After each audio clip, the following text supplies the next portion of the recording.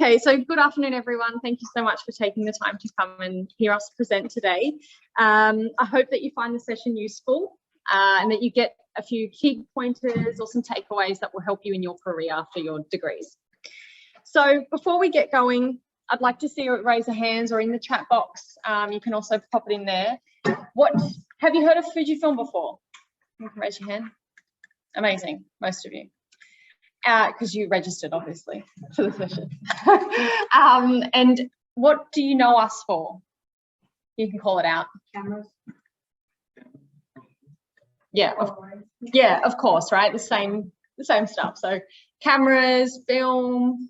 I know, Instax, Polaroid, they get it. Yeah. Just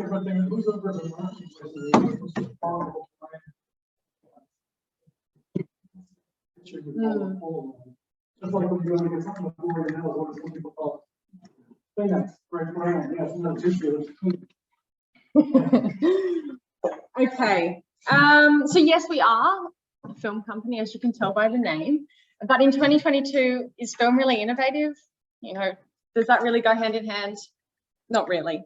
So what we're here to talk to you about today is exactly that, to give you an understanding of the breadth of offerings that have, come from innovation, and also about our experience, going through innovation and going through transformation as an employee and what the business really looks for and values.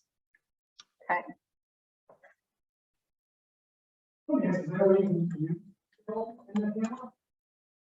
One person, there you go. There you go. The clicker's not working, so I've had to manually do it. Okay, cool. So the topic is about working, thriving and innovating in a technology company at the moment. And so these are the three key areas that we will touch on. So the first is obviously, as I mentioned, the industry at the moment, the dynamic nature, continually having to innovate and ensuring good customer experience. The second is more about who we look to bring into that organisation, the types of behaviours and traits that we really look to hire for, and what is the key kind of successes, what should you bring to the table when you're interviewing. And then the key value of our company, which is diversity and inclusion. How do companies consider that, through their hiring or through their development of their employees, and how it's rapidly changing and advancing across the industry. So before we dive in, we'll do a quick introduction. My name's Courtney. I am 28 and I have been with FUJIFILM for over 2 years now. I'm the channel marketing manager. You probably don't know what that is. So if you think of Vodafone, for example, and you think of their number of different stores and all of the merchandising or the branding or the banners and the flyers and all of that, that's through, they're a partner. So they're not part of a big organization of Vodafone, they're a partner, so they own their own little kind of business. So someone creates a consistent brand, assets and banners for them to use. That's what I do for FUJIFILM. So my team and I build all of the collateral that they would use to promote, help them do events, help them drive, social media campaigns, website pages and so forth. My team build all of that and provide it to our partner for them to go and, grow and do business. And that represents over 70 million in revenue. So our partner community that we support is over $70 million in revenue per annum. So it's quite significant. So Chip, I'll let you introduce yourself. Yeah, I'm going to shock most of you, but I'm not actually Australian. So just I've been here 20 years. The accent is dead on Australian. What do you guys think of that? From Chicago originally.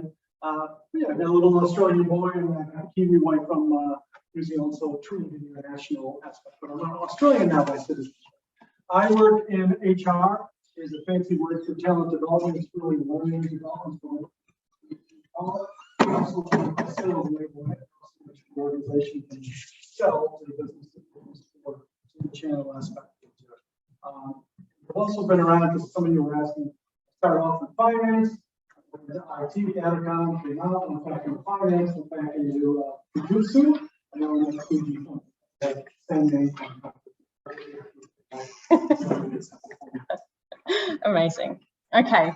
So let's focus on that first point that I brought up on the screen, which is the technology industry. So we'll dive into our experience as an employee and also brand, you know, our story. What does innovation mean for Fujifilm? So I started by asking, did you know Fuji? It's a well-recognized brand. You're all familiar with it. But then I talked about the fact that does film mean innovation at the moment? Not really. It's not new. It's, you know, been around for a long time.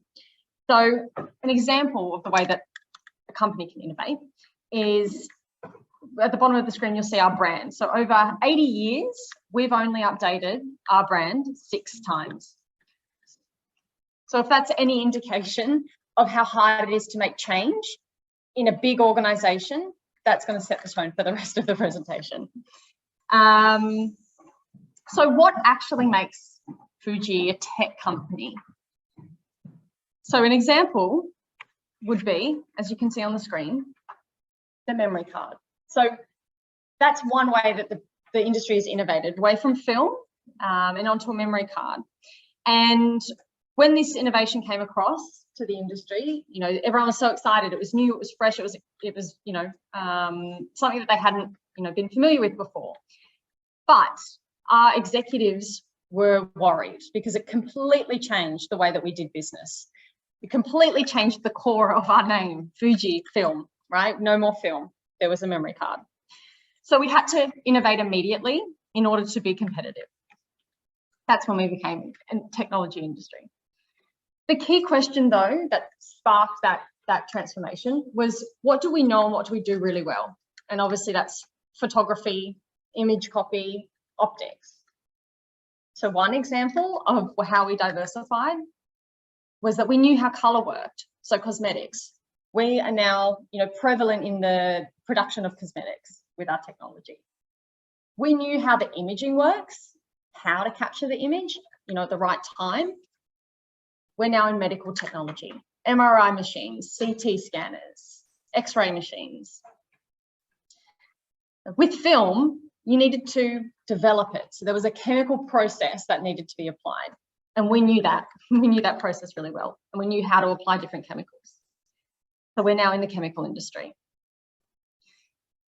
The fourth point, we're learning how, you know, cosmetics and chemicals, 2 of our key offerings, they interact with each other. So therefore, we're in biopharmaceuticals. And an interesting fact is that we have a COVID-19 vaccine manufacturing center in Japan. And the last point, and that's where Chip and I's roles come from, is capturing, storing and processing images for business purposes.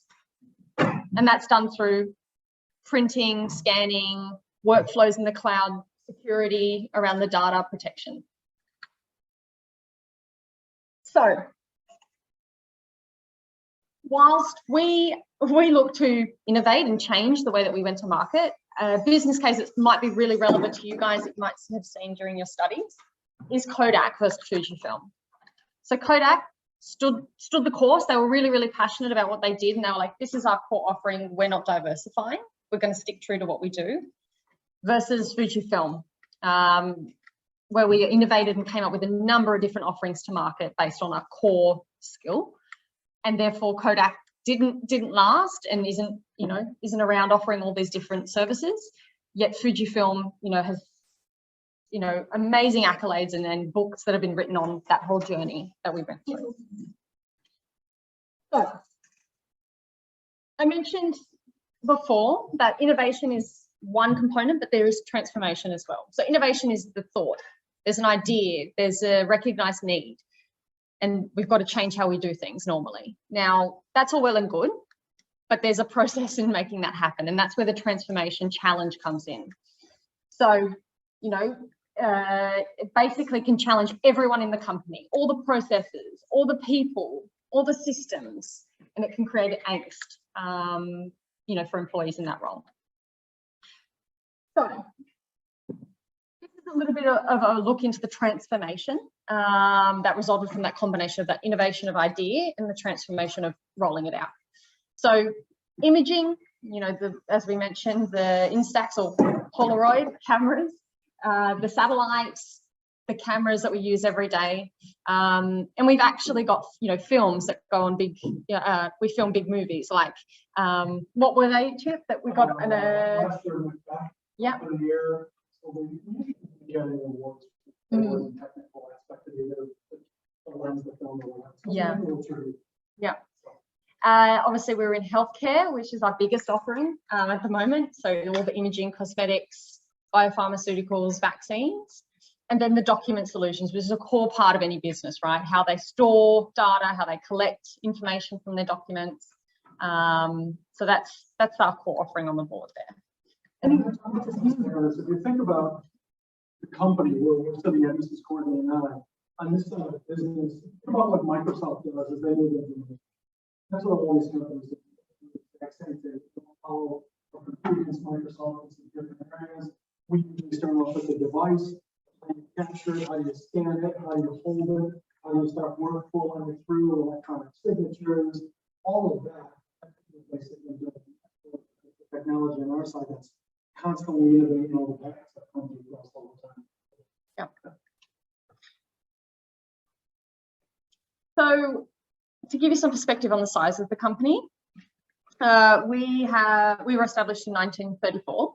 We have over 75,000 employees globally and 310 subsidiaries. So significant. To roll out a change in their offering is quite broad.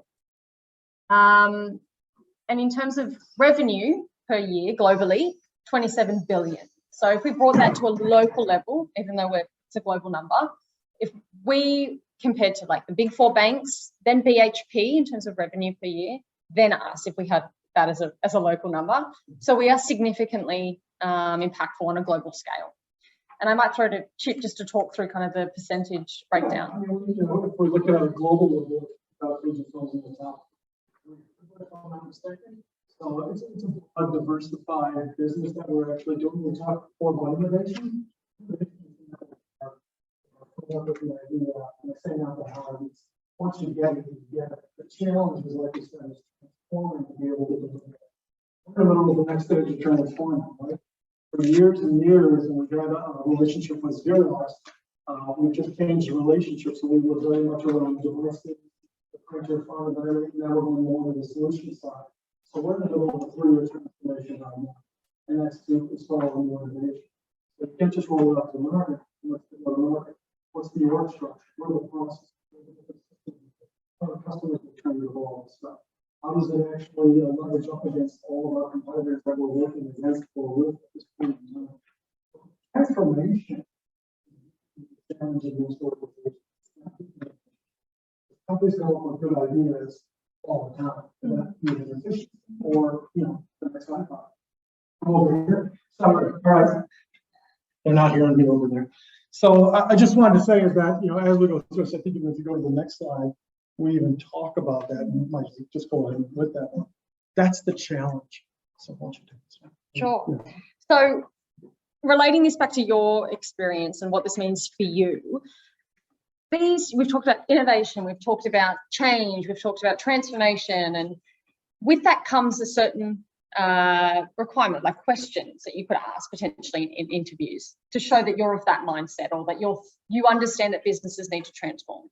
And I might give an example of the print industry also. That's something that is having to transform now. So from the film, we had to completely transform, and from print, it's not as core to everyone's day-to-day life as it once was. So we've got to innovate. So if you can go to your prospective employers and ask questions based on their business, what innovations have you brought in the last 5 years? What have you done in the last 5 years to innovate your offering to market? Due to COVID, what impacts, what changes have you had to make to your business or your workforce? How would they rate their track record in terms of transformation and innovation? So they've had an idea, but how did that come to fruition? What was an example of that? What is their typical structure when they transform to ensure success? Modeling, for example. And these kind of questions will show that you're not just there to say, this is my name, this is my degree, this is my work experience. You're thinking about their business and you want to understand what they're doing day to day. So part 2, Chip, I'll hand that over to you. Yeah, so when you're going into an organization, we're trying to work in a technology side of the business. It's like I said, it's not always easy. They're rapidly trying to transform. If they've got rigid structures in place, it is even more difficult. So if you've got a long-term business you're joining or looking to join, make sure you're asking those types of questions, because the more embedded they are, the harder it is for them to change. And when they do change, it usually frustrates people within the business to no end, because there's usually poor change practices going on. People aren't involved, they aren't told the full story about it or anything else. So ask the questions. I'll just throw them back up there then when you're in there, because it's good to understand what kind of organization am I joining? How do they actually adjust and adapt to the market with where it is today? You know, that's really critical. If we talk about then, behaviors and traits, I'm going to talk just before we even begin, because lots of times we confuse these. You hear things like mission statement, values, vision. Just quickly, mission statements in an organization is usually what gets you out of bed. You know, that's the purpose of why they're there. The vision is where they're trying to get to. That's the end state. And then values and behaviors are sometimes intermixed with a lot of organizations. And in fact, we're finding values lots of times are dropping off because it is very what you might consider the old world thinking versus behaviors. Because the values seem to be embedded and they might not be realistic or up to date with where we're at. We'll kind of lead into that in just a moment. So if we think about behaviors and traits that people are actually looking for, why this is so important, and this has been around for a while, but it's important to understand this. And this is another great question, because this is another thing about a company's culture that you got to get right. Any company you go to work for is going to want results, right? And I can tell you that there will always be a push for results in the organization. They have to financially survive. If they're a public organization, they are by law committed there to try to maximize profit. That's probably one of the issues we have in the world, is that these companies make billions of dollars because they have to give return to shareholders.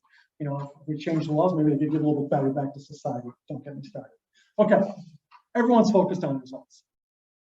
We talk about behaviors, and this is critical, again, for your thinking of where you're going to go in your career.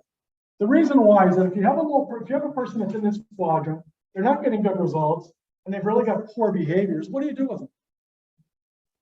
Yeah, fire, get rid of them. Well, no, you got an issue, right? You got to monitor them. You usually have performance manage them. You want to give them development and performance development and help them along the track to move them up or potentially out if that's the final stage where they're at. If you have somebody over here who's got great behaviors, but they're not getting the results, what do you do with this individual? Any ideas? Train, yeah, you develop and coach them. These are the people that you want. They've got the right attitude, and then you just got to give them the skills. This is an easy one up here. In fact, you usually splits it up. If you've got a person here, good results, good behaviors, they're effective.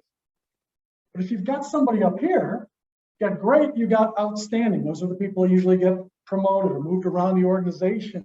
I'll talk about Courtney in a moment. You know, people that are up and comers, they're the talent groups and everything else. But what do you do about this box? These are the people that are giving you your top results. Let's take sales, because sales is in every organization. If a salesperson is producing great results, but they got poor behaviors, the way they talk to people is insulting. They bully people around them to make sure they get what they want. What do you do with that individual? So your best performer in sales.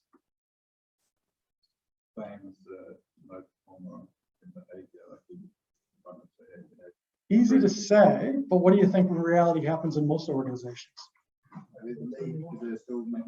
They leave them be because they still make money. And as soon as you allow that person or persons in there, what happens to your culture?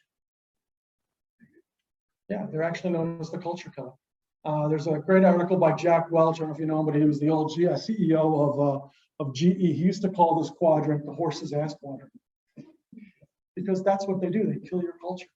So that's why behaviors are so important, and why you're finding more and more organizations focusing around behaviors.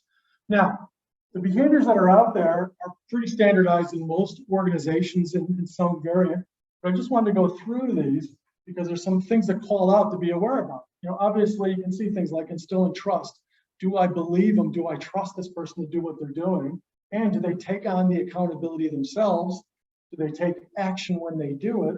Are they customer focused? And customer in organizations world isn't just external, but it's also internal to the departments.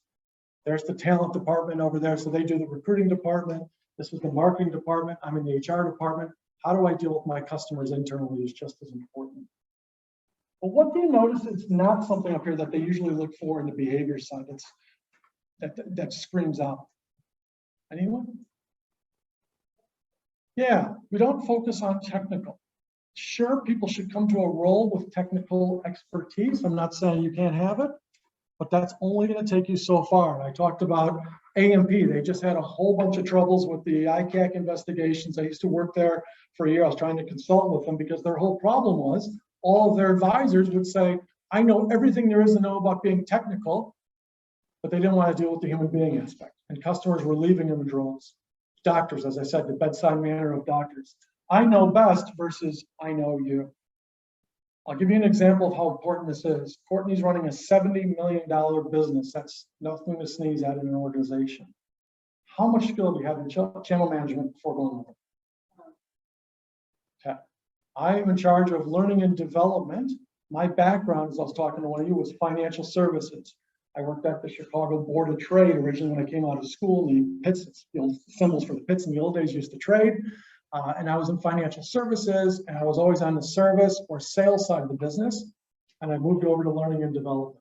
My background is not in learning and development, but I'm running learning and development for the organization. These skills will get you moved across the organization. I'm not saying don't focus on your skills. Some of you got cybersecurity. You probably want that person to have some pretty good skills too, you know, if you're going to be cybersecurity. But if they want to go upwards and outwards, you also got to worry about how you engage with others. That is so critical in today's market. And the last one I haven't talked about, because this is one that if you've been out talking to people in the market, you probably will start hearing about this one more and more. It's really making a big name for itself. The thing about growth mindset. We've got fixed mindset and growth mindset is the thinking that's currently going on. You hear about it all the time. Fixed mindset is pretty straightforward. You know, as you read up there, you get things like, you know, avoid challenges. I don't like change. You know, I'm worried about the future. I'll never improve. A lot of self-doubt in the talk. Growth mindset is something that they're looking for today. And that's on the opposite thing. Hey, I don't mind trying new things. You know, we don't mind going into new areas of the business. Were you always in recruitment? Is that your background? No. There you go. So what was your background before that? I was buying and selling oil and stock market. So there you go. And that's our head of recruitment then too. And you also work for a major consulting firm at the same time, Korn Ferry. So again, no slouch. Again, having technical skills get you to places. I'm not saying don't get your technical skills, but worry about your interactive skills with human beings. I embrace challenges. I keep trying. I'm inspired. I don't mind mistakes.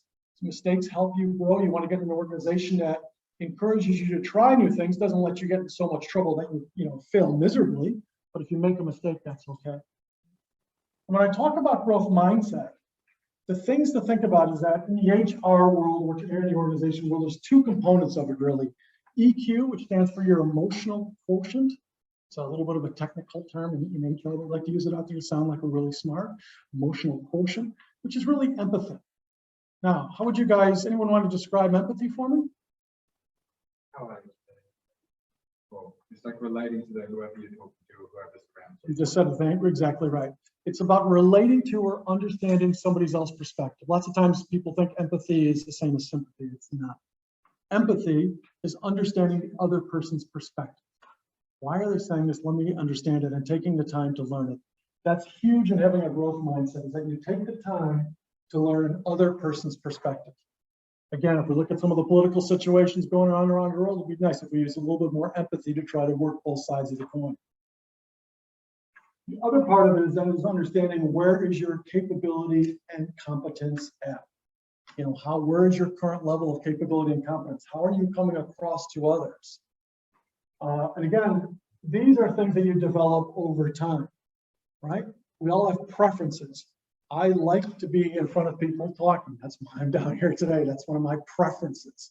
You know, if we go to some of our, again, I'll use the US presidents because they're kind of easy to pick on without using any names. Some of the US presidents have been very dominant in the way they come across, but their competence in using that skill makes them sound like they're very arrogant. Where you've had other US presidents that have been very dominant, but highly skilled. Does that make sense? So that's the other thing that you got to make sure. So if you can put these two together, It'll help your career out so much. I got to tell you, because growth mindset is something that's actually out there, and your employers are talking about it all the time. So, again, if you're out talking in a, it doesn't matter if it's a innovative company or technology company, any market out there, think about what you bring to the table around your growth mindset. Your emotional quotients, empathy, and your competence, and how do you understand where you're at. Ask some questions. Hey, what behavior do you believe drives the most success within their organization? See what they say. And if it's nothing better than, we just look for that go-get-em attitude, be forewarned, you're probably going to have a lot of culture killers in that organization. In today's day and age, that's really difficult to deal with. And again, ask them this one. How do they ensure culture when they have a high performer or a top result person upsetting others? Give them some examples. I can guarantee you every company has the challenge. It's what they can actually tell you about. I'm sure some of you have worked in these organizations. Some of you are nodding your heads, so I'm assuming that's them too. So as you get into organizations, think about what you want to talk about with them. Ask them questions that elevate them up. Put the recruiters on the back foot. Make sure, because they're going to sit there and go, wow, they're asking some great questions today. It'll be a real big help to you. I might hand back over to Courtney for the last part, diversity and inclusion. But I wanted to just talk about this one here, because this one's becoming a really important, but also very large distinctive aspect that are within companies today. I started working in the mid to late 80s after my university career. I know I look about 25, but I'm actually older than that. I did that back to you. But when I started working, and this went all the way up to the early 2000s, you couldn't talk about how you identify. You couldn't talk about your religion. You couldn't wear the clothes that you identified with, or to your religion. You weren't allowed to do any of those things. You weren't allowed to talk about your beliefs. Does anyone know why? Why weren't you allowed to do these things? Because you were bullied. You were potentially harassed back then. Career performance was stalled. I remember when I first started working, they threatened you if you even got tattoos that were visible anywhere on you. So it's really important to realize how much this has changed, and we're only talking 30 years. We're not talking, the 40s or the 20s or something like that. This is just in the last 20 to 30 years. This has really stepped up to be a really important aspect of an organization. So I might just hand over to you. No worries. So I'm obviously part of the diversity and inclusion of our company at the moment. So I'm 28. I'm a female in a really big kind of powerful position, I guess.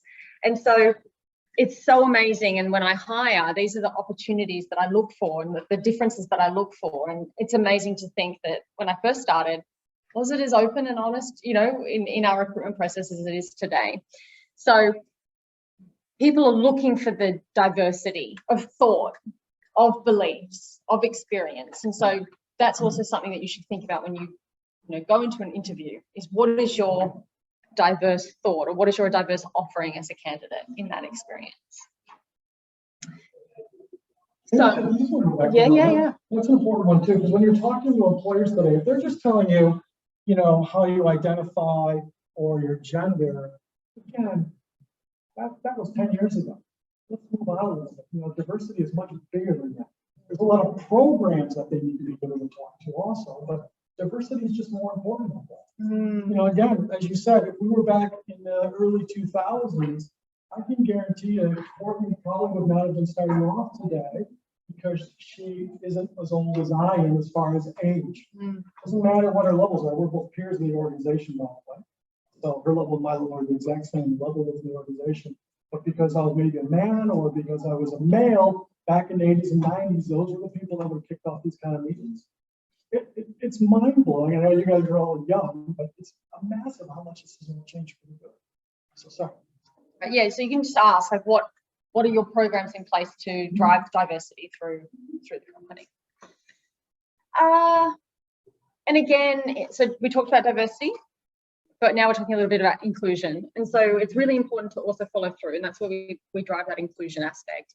People need to feel connected when they come to work. Do they have their support system? Do they have people that they, can go and grab lunch with? And we do a lot of, networking events internally, with our peers. Are people respected? So we have codes of conduct. We have a lot of trainings each quarter that we have to go through. to make sure that people understand the boundaries and understand what it means to be respected.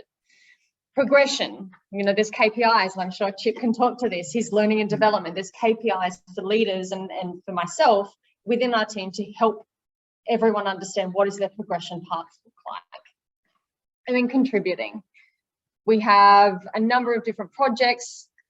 Today, we're here contributing to you guys. So we're always open to bring people together and get them to work across different departments, different, you know, experience levels to contribute to a cause. And that in turn helps everyone feel safe, to grow, to share their ideas, to share, you know, their innovation opinions, and all different views. And here's another point for you. If you're going for interviews and you're walking around, and ask them where everyone sits, just to take you for a tour. And if you see everyone sitting in offices, again, very traditional old world, think it's, you know, be careful because it can be very structured or hierarchical in that approach. And that's a lot of old world thinking then too. You know, if you want to go talk to Sarah, who's the head of HR, if you want to go talk to Dan, head of marketing, what do? Just get up or turn around to Dan, or get up and walk across the floor to Sarah. So it's all open. Everyone's hot desking, I guess. Yeah, I always ask, even today when I go out for interviews, you know, if I want to go talk to the CEO, what's the process? If they tell me long convoluted, what's the purpose? You have to talk to their EA, executive assistant or personal assistant, set an appointment. I would just, you know, then they're going to want to make sure that it's a value conversation. I'm going, is that really the ivory tower that I really be going to talk to or work with? You know, so it's those kind of things. In our organization, like I said, in our organization, it's literally just turn and talk to the people within the organization. So it's a good hierarchy then. So I'm getting directions down here. Oh, okay. Oh, okay.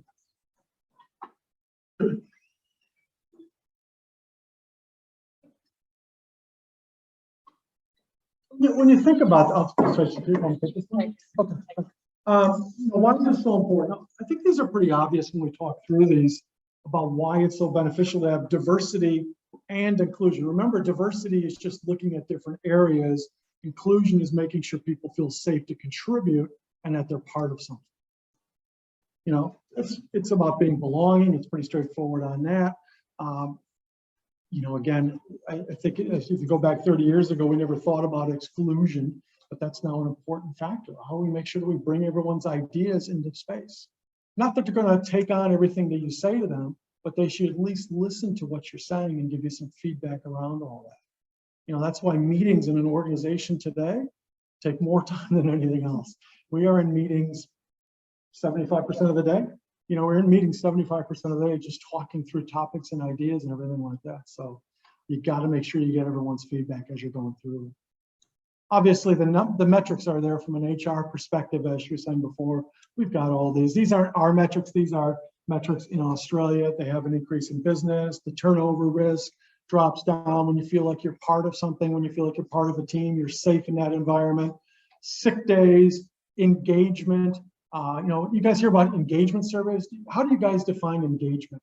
Anyone get an idea? How would you define engagement? Somebody being engaged. Yeah, good. What else?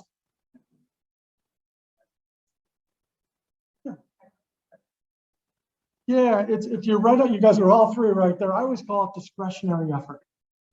Does that make sense? If I'm engaged in an organization, I'm going to give you my discretionary effort, which means, you know, when I have that little bit of extra time, I'll probably put it towards the work, you know, because I like what I'm actually doing. I'm enjoying what I'm doing. Doesn't mean I have to work 15 hours a day or 12 hours a day. It just means I'm giving all of my focus and discretionary focus time to it. You know, if you can't tell, I get very passionate at work all day long. I sit at my desk. I usually get yelled at, but not yelled at. But people usually give me a hard time because I never take lunch. I love working and I just get in there because I'm always talking about different ideas, brainstorming, getting into different sessions and all that. That's my discretionary effort. And that's what this is all part of. You know, if you have a company that listens to you, it's engaged, you're included, you get excited to work there.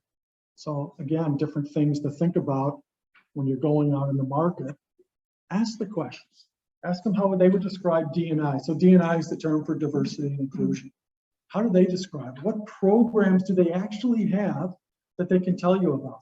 You know, if it's no better than September or, you know, something that's externally run, They're probably not there yet. They have reconciliation plans. Do they actually have, women leadership courses? Do they have diversity groups in there? You never know what they might actually be running. So ask about all that. How do they measure the impact of it? Again, if it's no more than gender, probably move on. It's probably not the level that you want it to be at. And again, how often, here's a great question. So all organizations in Australia have something called EAP, which is called an Employee Assistance Program. And what that's for is it's usually it's always a third party. It's a confidential third party that allows you to call them up when you're not feeling well. So any kind of sickness, it could be mental, it could be physical, but if you're stressed, if you feel anxious, if you're having any challenges, you call up your EAP provider. And it's interesting because it's almost a metric of how well an organization is doing in managing stress, managing anxiety, managing change. All of you had to deal with it during COVID, correct? How many of you guys I should say guys, it's my term from the 80s. How many of all of you like sitting home and taking your courses online? Yeah, you can see, nobody liked that, nobody liked, I'm a very social individual and I'm stuck at home. Worst case is my wife was stuck at home with me. She was going, I got to be stuck with this guy. So, she wanted me off to the office. So the EAP provider was actually called up a lot by people because there was a lot of anxiousness, unsure what's going on with the market, what's going on with society, jobs, uncertainty, and everything like that. So ask about their EAP. So give me a little bit about how often is your EAP engaged? What kind of levels do you have with that? It's an inside level that will actually make them step back and go, this person really understands their organization then too. Okay. You want to take this thing? Sure. Okay. I was just wrapping it up. Yeah. Let me wrap up. Open for questions. Yeah, so essentially we've taken you through those three key pillars today. So the tech industry, giving you an insight into our transformation, moving from film into the numerous different areas and offerings, taking you through what the modern workplace looks like. What do we hire for? What are the behaviours that we look for? What have you got to display in order to grow, not just technically, but also behaviourally? And then also the diversity and inclusion. So what are companies' prioritization? How do they embed that in their day-to-day happenings? And how is it rapidly becoming the core, I would say, of the whole operation of a company? So I might open the floor to some questions, and you can type them online as well, because you've got a question? Actually, just as you answer the question for people in Zoom, could you just paraphrase the question that's asked in the room? Sure, will do. Thank you for that. It's funny because we always do Zoom in the office, but because we're here, it's just a different environment for us. So, yeah. Any questions you guys have? Yeah, go ahead.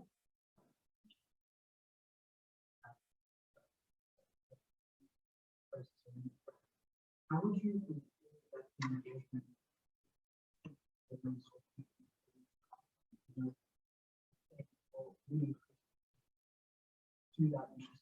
Okay, so when you shift or change or update your mission statement, how do you ensure that the employees are on board and engaged with the new mission statement? Is that your question? Okay, that's a great question, by the way. The first thing that I would say is that you got to give story in context. And one of the big things that we talk about, and in fact, we're going back to give another story today, is that typically people talk in facts, right? We're changing the mission statement. Here's the new mission statement, but there's no story behind it to give it meaning. Meaning and story is where people actually connect at. And that's what you have to do, is you continually have to tell story, not facts. I'll give you guys a really quick summary of that. I love this one because we talk about storytelling as well. Again, storytelling is another great skill. I'm a budding filmmaker. None of you are in the film business, but if you guys want to invest $500 with me, I'm making a film with a cyborg. I want to have some religious overtone about the fall of the Roman Empire. I want to put a farmer in there. I love my dog. I want to put some characteristics of my dog in there. And I love airplanes, so I want to put some airplane parts in the movie too. Do you guys want to invest $500 in that movie? Those are facts. If I said Star Wars, would anyone want to invest? Because that's what all the facts of how Star Wars is done. So again, the facts are meaningless. Story is what makes people realize the power of it. Yeah.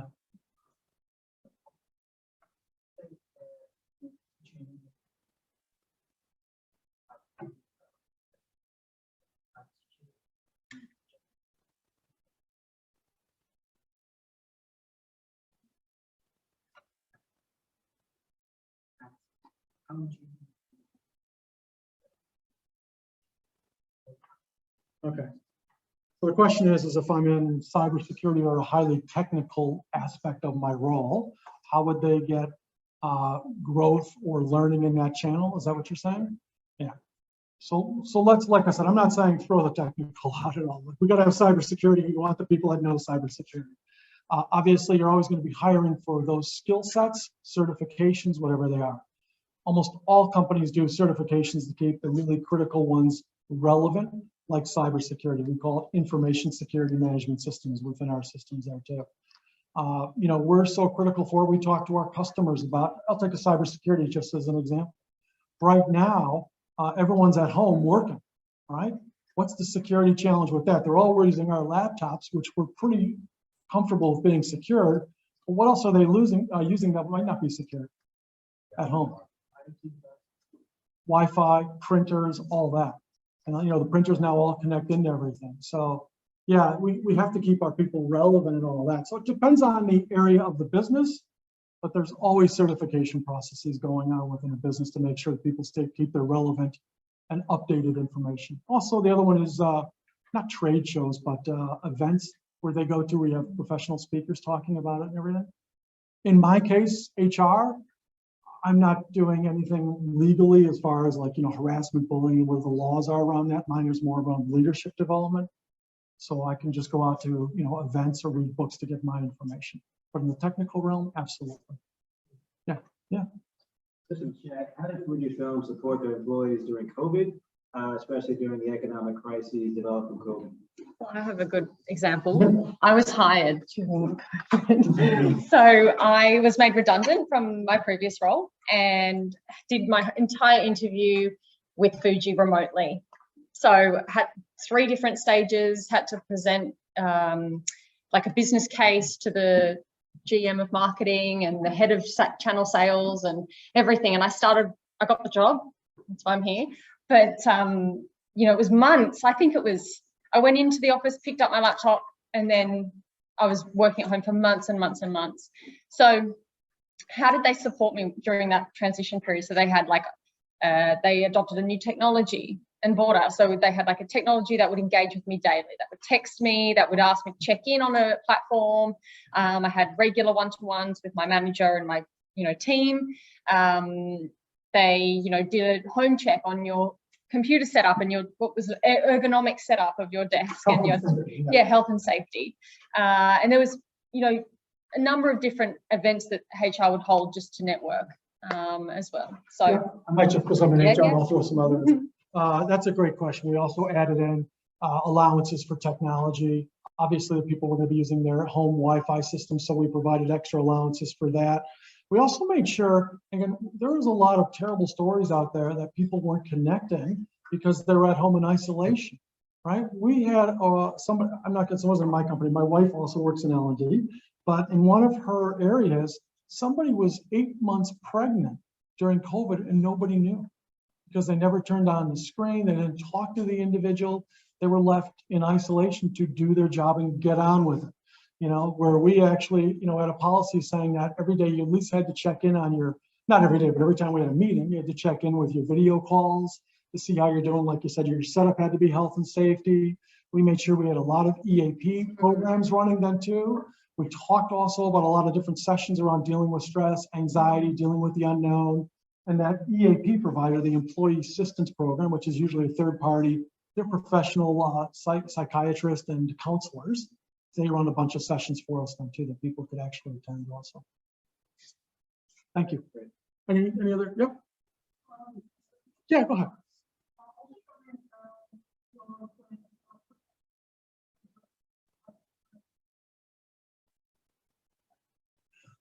Okay, so for the diversity groups, like I said, for almost all of those, we've got different programs in place around all those. They report them not only within the business, but they report them to the board level. We've also got board members, I shouldn't say board members, executive teams, what we call them in our group, but executive team members that sponsor each one of those different program sets. I know we had the Elevate one. There's a reconciliation. I don't sit within that business, but the reconciliation action plan. Would you have an answer when you're hiring? Yeah, so I think we have an Elevate program.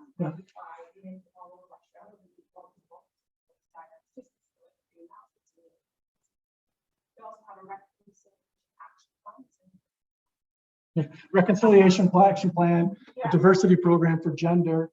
There's also one for identification that's kicked off, and we're doing more and more around it, around identification, how people identify.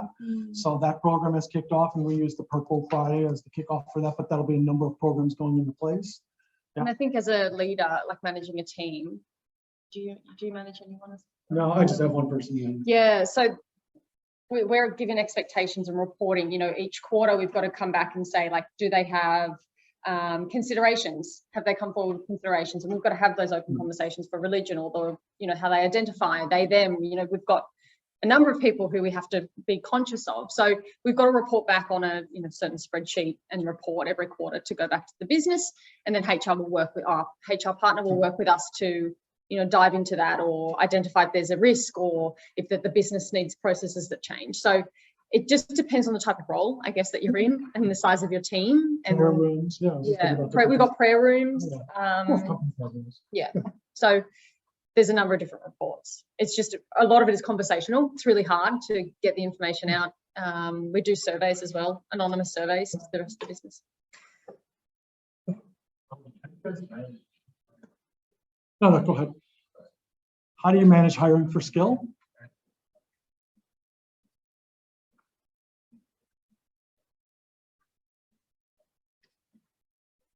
Yeah, like I said, there's no mandates that we give to recruitment saying that you've got to hire for diversity, but it's a pretty good mix, I would say, overall anyway, because of the different roles that we're actually out there. Skills is important, right? If it's a very technical role, if it is cybersecurity, we're definitely going to go down that pathway. Other than that, we also do behaviors. Now, most organizations use something called a psychometric. You might have used DISC. The other one is, I'm trying to think of Myers-Briggs is a different one. We use the Korn Ferry one that we use, success profiles that talk about people's drivers and traits. So we look at that. And like I said, we always try to identify, we know areas of our business that don't have the right diversity in it. So we do try to focus in those areas. Traditionally, one of our worst areas has been sales. So that's been a big area for it. It's been, you know, basically all white male. So we're trying to highly change that area of the business. Yeah. So I think as a manager as well, you get coached on the personalities in your team, the, you know, the backgrounds in your team, like the diversity of thought and the impact that you can have with a really diverse team from different backgrounds, from different belief systems, different ages, different genders. It's, you know, you get a better outcome at the end of the day. So we're coached to not hire like for like, you know, because that's what you gravitate to, someone that is like you. We get coached a lot on challenging the way that we look to hire. So something that we get guided on. Yeah, and when we talk about hire like for like, what that actually means a lot of times is preferences of how they communicate, right? I'm very loud, I'm very direct. So I like people that are very loud and direct. I can connect with them easy. My number two, and I've always focused on this, is somebody that is highly structured, highly technical, because I'm the big thinker, the big ideas. And if I just did that, there'd be a house of cards behind me. So I always had to make sure that my number two was somebody that was really good with structure. And if you knew the gentleman, Brett, that works behind me. By the way, Brett actually sits on, he's okay with me saying this, he sits on the autism spectrum. And he is phenomenal at what he does for us. He's my instructional designer, and he's also our graphic designer. He's done most of these slides today. So, you know, he's phenomenal at what he does. But boy, is he a structured individual, and I'm the complete opposite. I'm unstructured. You know, so. Yeah, there's no like tick the box so that, you know, they do this gender, they're this age, there's none of that. It's more coaching the person who's hiring on what to look for and what questions to ask. The gentleman up there, sorry, you had one? Yeah. So the major companies nowadays, like Microsoft, they're always incentivizing their workers and team members to learn new skills and those kind of things. I was just curious about, you know, FUJIFILM's process with that, and is that something that you incentivize? And, you know, you're talking more about before how you guys have to like functions with your teams about educating them and, you know, taking them through new processes. I just wanted to learn more about that.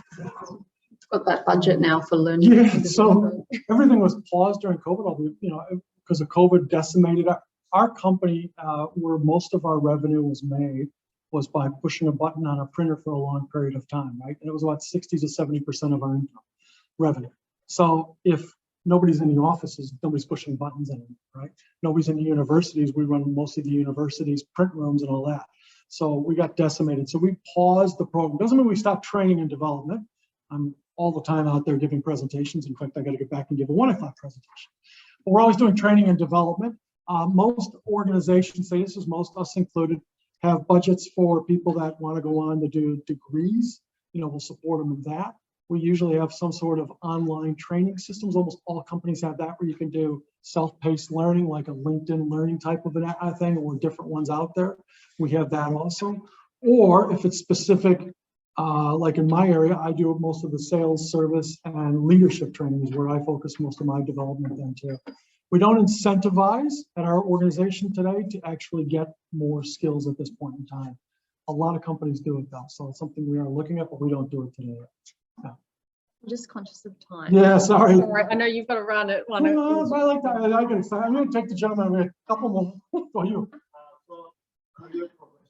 So, do you have a standard way of doing that, like do this and that, as time goes on, or the company is just like the process way of anyone can? Yeah, you can see across our company, we always talk about cross career progression because everyone wants to go up, right? And that's difficult because there are some people that have been in roles for long periods of times that, you know, stay in those roles. So Courtney, myself, we're all cross career progression. We've got when you come in, we can show you what the progression track is within a career, but we don't necessarily time in people or anything like that. Or like a military system, like you're in the grade for 2 years, you get a promotion. They don't really do it like that in a lot of organizations that I've been, in fact, none of the organizations I've been with have done it like that. It's usually you find and make your own opportunities and you get identified because of the way you're behaving within an organization. Absolutely. I'm going to go down to this gentleman. I'll come back up to you. Go ahead. I understand it's might not be your area. Could you tell me what FUJIFILM is doing to help address ESG concerns? And do you have a key strategic or tactical sort of plan in place to meeting SDG targets, like sustainable? All right, so okay, so I was going to make sure we have the same concept. So ESG stands for you. Environmental, social governance. All right. Most companies today, we're one of them also, and you can go online. They all have very big programs around green energy. I call it CSR, corporate social responsibility. It's one of the biggest areas that they're actually doing too. One of the things that we've installed around, like when we were doing devices, was called zero loop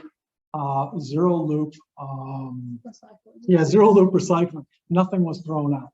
So there was no waste. And when we built a printer, every single piece of that printer was either recycled, used again, rebuilt, or basically melted down and put back together again the same exact way.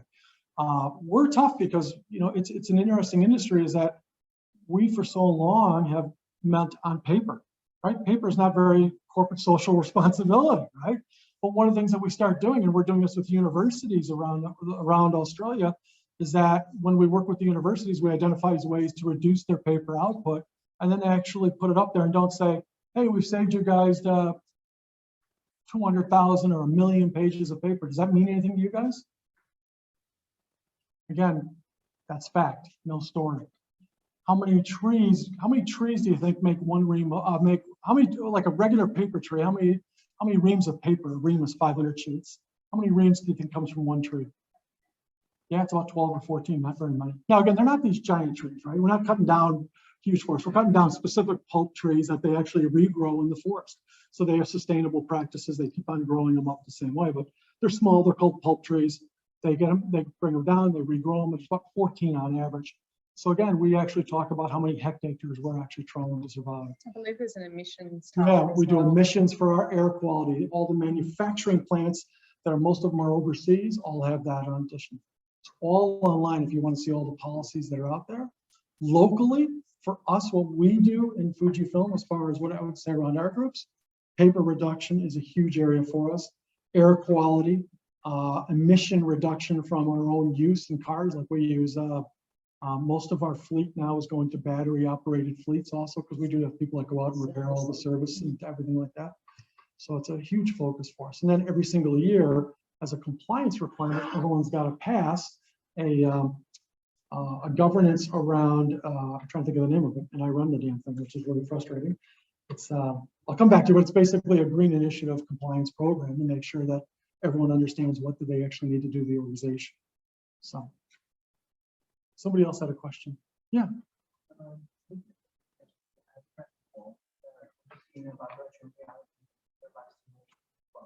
How has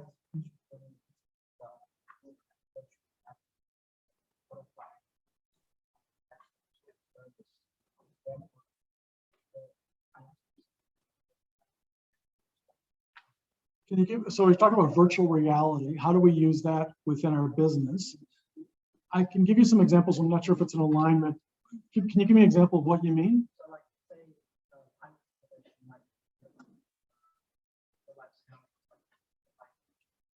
Yeah.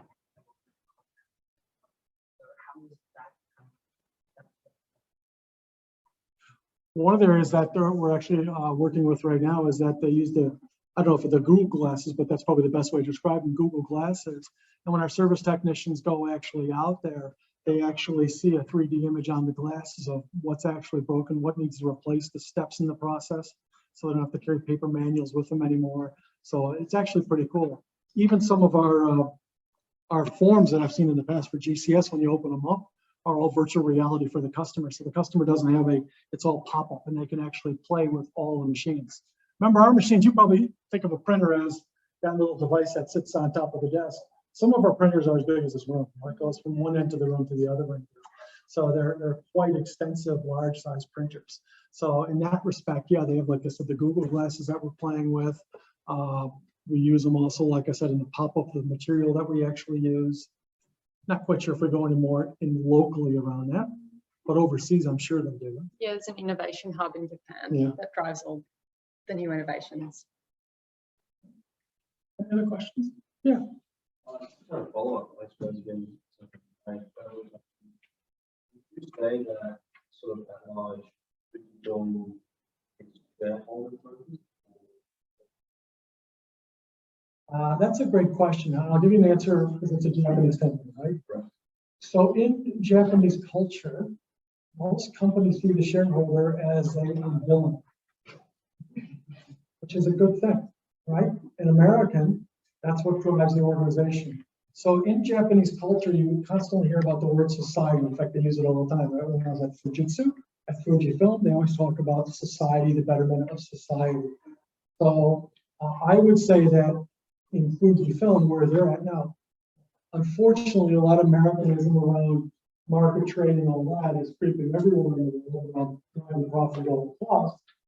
But there's a lot of Japanese companies that are still very much focused on society. I think FUJIFILM trade on the New York Stock Exchange, which I think is a good thing.